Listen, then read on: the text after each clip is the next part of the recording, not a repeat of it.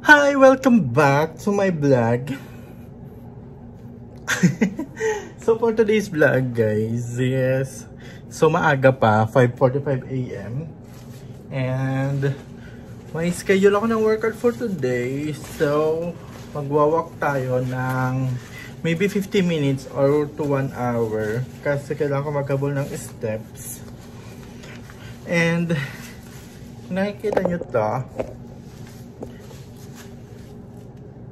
This is protective bra, protective sand actually.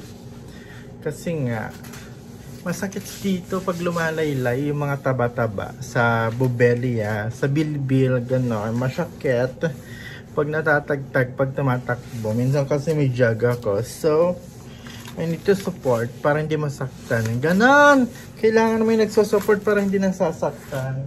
And syempre, dahil hindi abot yung paa. Naka-ano lang ako, naka-compression.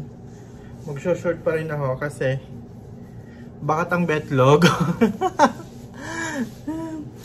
Tapos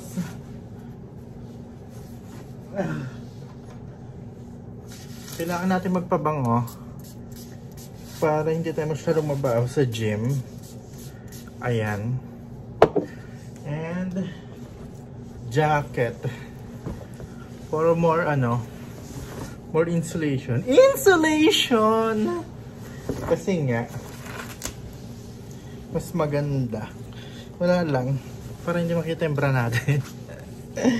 Wala na kasi ibang sports bra. Wala na yung pang sapon ng bobs. Maliit, malaki na, maluwag na actually. Kasi nga malaki-laki na rin yung nabawas sa atin. Like 10 cm. Di mo kaya 10 cm. 10 cm here, dito more than 10 sa chan. Laki no? So I'm so thankful sa program na sinalihan ko. That's why. And yeah, that's it. Let's go shoes.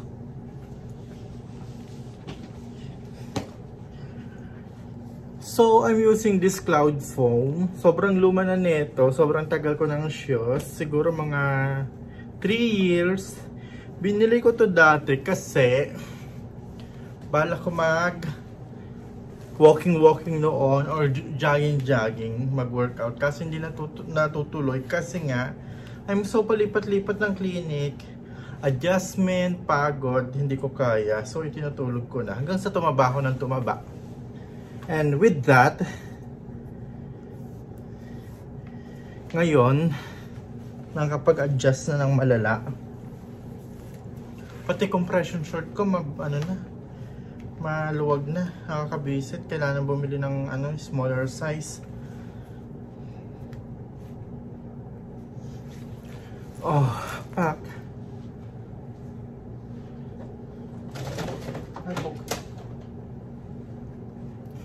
Syempre, hindi kompleto ang workout pag walang headset.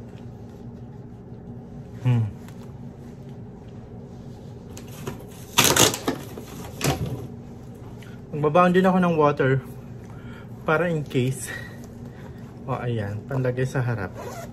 Weights na din. Let's go! I almost forgot my gloves. Protection for mga buckles para hindi tayo magkakalyo. So pag nag-gym ako o pag may program, nagwa-walk or and run, jog, halo-halo yun. Pero hindi ako tumatagal sa jogging and walk and run, puro walk lang ako. Nagwa-walk ako ng maybe 30 to 40 minutes kasi wala lang, kailangan maghabol ng ng steps. I need 18,000 steps for one day ha. And night shift ako, so wala naman masyadong ganap kasi, kaya I need to push the walking intermittently ganon. So anyway, nagwa-walk na ako papunta ng gym. Actually may shortcut doon. I want to go around here. Wait, pakita ko. I just want to walk here kasi mas malayo yung lalakarin dito mas maraming steps. Sakto lang din naman dun na pagdating ko is oval na. Doon na ako magwawalk ng malala. So andito na ako sa oval. This is basketball court and volleyball court sa kabila, and that part dito yung oval is soccer field. Dito ako nagwawalk kasi may runway. Runway, ano ba tawag dito? Yung kulay pula na takbuhan. So ayan, magwawalk muna tayo ng very light, mga 30 minutes to 40 minutes, depende. Kailangan ko makaabot ng 13,000 today. 13 to 14,000 kasi para konti na lang lalakarin natin mamaya. Konti na lang yung i-treadmill ko mamaya hapon kasi 2 times nga ako nagwo-workout. Hindi naman workout yung yung hapon ko. Kasi treadmill lang yun. So hindi rin minsan nakakaabot ng 6,000 yung buong 30 minutes ko sa hapon. That's why sinusulit ko ngayong umaga habang may energy pa. Kasi meron pa akong program today. So anyway, may nagtatanong kung tatagal daw ako dito sa may nagsasabi na hindi ka tatagal dyan, ganon. Actually, nasa 50 plus days na kami kasi 100 days lang yung program na in-enroll ko. It cost me a lot, huge money. That's why pinupush ko talaga itong weight loss program. Kung napansin nyo, I'm 100 kilograms before I start the class. Yes, kailangan namin may picture. Hindi ko na ipapakita dito kasi nga for privacy. Sa ako na ipapakita yung results. So ayun, sana masustain. Anyway, ilang araw na lang naman na. May higit isang buwan na lang kasi may challenge kami. Kaya nagdodoble rin ako ng effort. May challenge kami na 5 weeks. Kailangan pukpukan ng ang labanan doon kasi maganda yung premyo. Dahil parang Biggest Loser siya. Pero hindi million ang premyo ha. Pero maganda na rin. Pero beneficial both. Kasi diba naka-weight loss ka na, nanalo ka pa if ever manalo ka. Pero pag hindi ka nanalo, at least meron kang weight loss. So far, I'm doing great on this period na. Kasi nga, malaki-laki na rin yung nabawas sa akin. I'm from large to medium na ngayon. Actually, hindi na medium. Small 0.5. May ganong size. Pauso. So anyway, so yun, abangan nyo hanggang November or first week ng January yung program namin. Kasi ang target weight ko is 60 to 65. Sana maabot yung 65 para next season na sasali ako is 10 kilograms na lang yung ibabawas ko.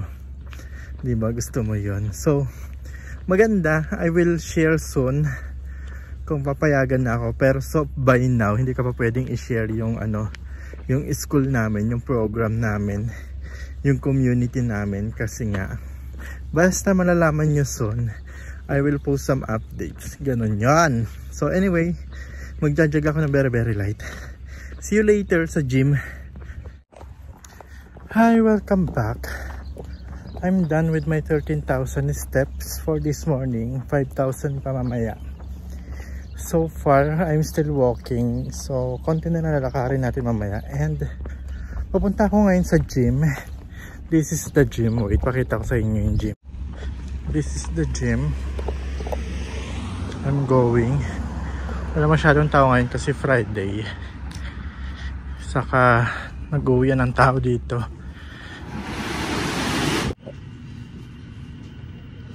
You just need to log in yourself. So here's the gym. Solo ako today. See, yan yung mga equipments nila. Wala masyadong tao pag morning kasi either umuwi sila ng syudad or may pasok. So solo man trabaho. You can do whatever you want. Anyway, let's go started. Kuha tayo ng towel. So, pag pupunta ka dito, minsan kasi hindi na nagdadala ng towel or whatever. Pero, they provide towels and water. Kung gusto mo na ng water, pero iba nagdadala ng drinks nila. Pero ako water lang. 0 calorie as usual. And that's it. Mag-start na tayo. Hindi na ako magwa-warm up kasi nag-warm up na ako kanina. Magtitingin na ako ng program ko. Bye! So guys, I'm on my last set ng isang program na lang. Hammer curls, yung ganon-ganon. Masakit sa triceps dito. Masakit sa dibdib, masakit sa balikat, masakit sa dito. Alam mo dito? Triceps. So yun na lang gagawin ko and I'm almost done na. My God. Nanginginig na yung katawan ko. Hindi pa tayo nag-breakfast. Let's go! So that's it. Thank you so much for watching. Tapos na ako. Sakto. I spent almost 1 hour here. More than an hour. Like 1 hour and 20 minutes sa gym. Yes, may mga intervals din naman na ginagawa. Rest like that. So, medyo matagal talaga kahit 5 lang yung program ko today. And may kasama na ako nagtra-treadmill. So, ako tapos na. So, I'm going back na. Makaligot, makatulog na at meron pang klase mamayang 4. So, that's it. Thank you so much for watching. Sana nag-enjoy ka sa vlog ko. May ka-enjoy ba? So, see you in the next vlog. Bye!